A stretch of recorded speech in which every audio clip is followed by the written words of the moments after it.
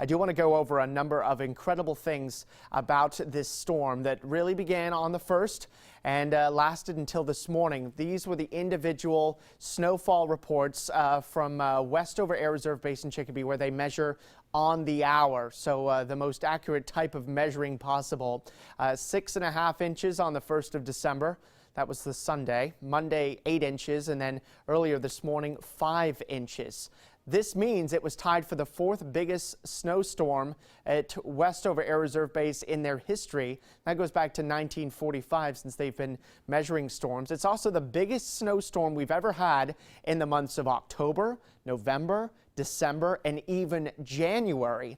Only bigger storms than this have happened in February and March, and our storm total at Westover was 19.5 inches, and this puts it in line with the other bigger storms, of which you can see when they were in February and March, and we're tied with the February 28th to March 1st storm of 1949.